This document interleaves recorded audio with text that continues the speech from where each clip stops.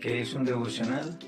Un tiempo para yo intimar con Dios, descargar mis angustias en Él y recibir su paz. Pero ¿qué hay de esa devoción en familia? Ellos también se angustian, ellos también requieren de su paz. Así que juntos podemos dar gracias, juntos podemos sopesar nuestras cargas.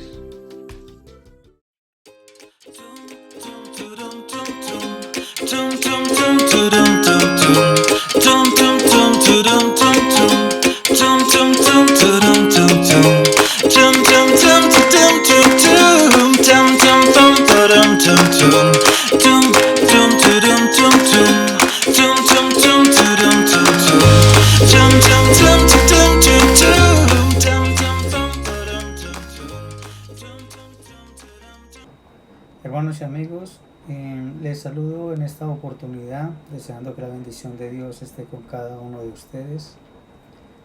En esta oportunidad quiero compartir acerca de nuestro tiempo con Jesús, acerca de nuestro tiempo de devoción con Él, es decir, de nuestro tiempo devocional.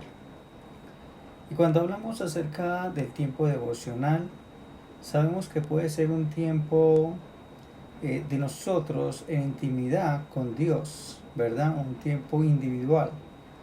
Pero sabemos que también este tiempo de devoción se puede desarrollar de forma congregacional, ¿sí? Es decir, cuando vamos a la iglesia. Y también es un tiempo que se puede desarrollar dentro de nuestro núcleo familiar, ¿sí? Allí también podemos tener un espacio de devoción o un espacio devocional. Y como siempre, Jesús es nuestro referente, así de que si vamos al libro de Lucas, en el capítulo 5, en el verso 16, encontramos un ejemplo de cómo Jesús tenía este tiempo de devoción de forma íntima, él solo, con su Padre. Dice allí en Lucas 5, 16, mas él se apartaba a lugares desiertos y oraba. Sí, allí hay un claro ejemplo de cómo Jesús sacaba espacios devocional él solo. Pero quisiera referirme en esta oportunidad particularmente a esos tiempos de devoción que Jesús también tuvo con sus discípulos. Y no hablo de sus 500 discípulos o de cuando habían muchas personas que le seguían, sino esos tiempos de devoción que él tenía con sus 12 discípulos y con su Padre. Si vamos al libro de Juan, encontramos a partir del capítulo 13, cuando él, unos días antes de la Pascua, se sienta a cenar con sus discípulos, consciente de que su hora había llegado, y comienza a compartir un último tiempo que iba a tener con ellos. Y él está consciente de eso. Y vemos que este tiempo se va hasta el capítulo 18, en donde finalmente él llega al jardín de Getsemaní, en donde finalmente es capturado por los sacerdotes para ser juzgado y muerto. Entonces dice allí en el capítulo 13, en el verso 1, antes de la fiesta de la Pascua, sabiendo Jesús que su hora había llegado para que pasase de este mundo al Padre, como había amado a los suyos que estaban en el mundo, los amó hasta el fin. Acá se refiere claramente a sus discípulos y a cómo él sabe que será los últimos momentos que podrá compartir con ellos. Por eso dice, como había amado a los suyos que estaban en el mundo, los amó hasta el fin. Luego comienza a compartir a partir de este momento en que se sienta a cenar con ellos, varios episodios que enseguida vamos a ver brevemente, hasta llegar al capítulo 18 en el verso 1, donde nos dice, habiendo dicho Jesús estas cosas, salió con sus discípulos al otro lado del torrente de Cedrón, donde había un huerto. Acá se refieren al Getsemaní, en el cual entró con sus discípulos. Allí es donde él pasa un buen rato orando en compañía de sus discípulos, que por cierto algunos se duermen, y finalmente es capturado por los sacerdotes. Así que desde el capítulo 13 de Juan hasta el capítulo 18 del mismo libro, vemos cómo Jesús aparta un buen tiempo para estar con sus discípulos. Estos días antes de la Pascua, él se sienta a tomar la cena con ellos. Camina hacia el monte de los olivos, va al jardín de Getsemaní, y en medio de estos escenarios inicia lavándole los pies a sus discípulos, luego de la cena. Y Pedro le dice en uno de estos episodios, en Juan 13:8, no me lavarás los pies jamás. Jesús le respondió, si no te lavare, no tendrás parte conmigo. En el versículo 9, Simón Pedro le dice, Señor, no solo mis pies, sino también las manos y la cabeza. Luego Jesús predice la traición de Judas Iscariote y en medio de este asunto nos dice Juan, y uno de sus discípulos, el cual Jesús amaba, hablando acá del apóstol Juan, dice que estaba recostado al lado de Jesús. A este pues hizo señas Simón Pedro para que preguntase quién era aquel de quien hablaba. Él entonces, recostado cerca del pecho de Jesús, le dijo, Señor, ¿quién es? Preguntándole acerca de quién sería la persona que le iba a traicionar. Eso está en Juan capítulo 13, verso 23 al 25. Seguido Jesús les da un nuevo mandamiento en Juan 13:34, donde les dice que se deben amar unos a otros, así como Él les ha amado. Luego interviene Pedro preguntándole por qué él no le puede seguir a donde él va. Y le promete Pedro que su vida daría por Jesús. Y bueno, Jesús lo reprende, le llama la atención y le dice que antes de que el gallo cante 3 veces, él le habrá traicionado por 3 veces. Y bueno, a lo que voy con esto es a que la vida compartida entre Jesús y sus discípulos es hermosamente cercana. Tiene unas características de una relación como de padres e hijos.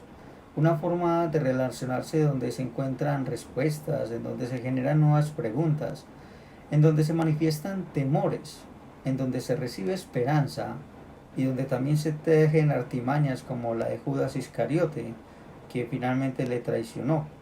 Es decir, allí en sus relaciones pasaba de todo un poco. Pero finalmente este encuentro en estos capítulos de Juan terminan luego de la cena en una caminata por el Monte de los Olivos y de allí hasta llegar a sus jardines, particularmente el jardín del Getsemaní, frecuentado por Jesús en diversas ocasiones para hablar, para hacer su transfiguración, por ejemplo, y en esta ocasión en Juan 18 para ser capturado por los principales sacerdotes.